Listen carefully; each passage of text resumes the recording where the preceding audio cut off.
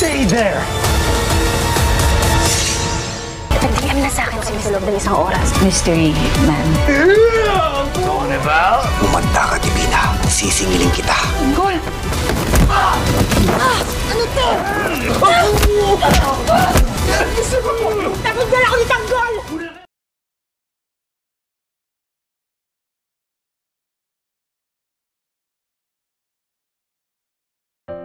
Narito na ang kabang-abang na episodes dito sa EPJ's Batang Quiapo.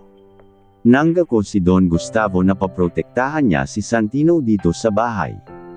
Kung nagbabalak mang gawing ulit ni Miguelito ang pang-aapi kay Santino ay hindi siya magdadalawang isip na ibunyag sa publiko ang anomalyang nangyari sa nakaraang eleksyon.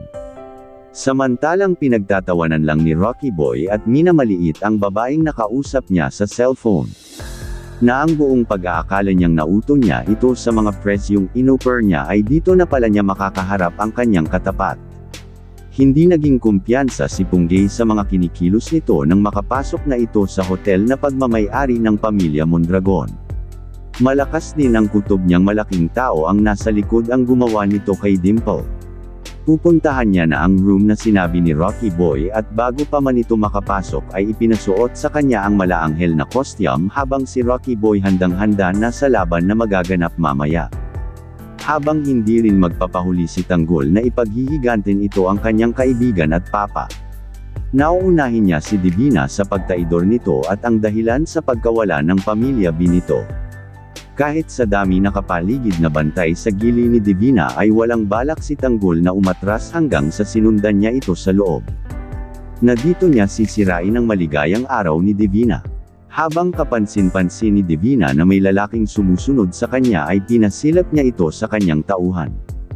At laking gulat na at napalula na lamang ang kanyang mga mata na makita si Tanggol. Agad rin itong napatakbo at hindi umubra ang mga tauhan niya kay Tanggol. Samantalang nagkita na si Punggay at Rocky Boy pero ang kinabahala ni Punggay ay hindi niya makilala ang taong ito. Dahil sa nakatikip ang buong mukha ng mga si Rocky Boy sa angking ganda ng napimwit niya. Dito nagadbina natin ni Rocky Boy at palaban naman itong si Punggay. Habang tagilid si Punggay nang bumawi si Rocky Boy. Samantalang sa pag-iikot ni Tanggol sa loob ng hotel para mahanap si Divina ay dito niya naaktuhan ang pinaggagawa ni Rocky Boy kay Punggay. Dito nabuhos ang galit ni Tanggol kay Rocky Boy at pilit nitong pinapaamin kung nasaan ang nanay niyang si Divina. Habang si Rocky Boy walang alam kung nasaan ito. Sa inyong palagay, dito na kaya ang nalalapit na katapusan ni Divina? Kung oo, i-like at subscribe. Salamat po sa inyong panunood.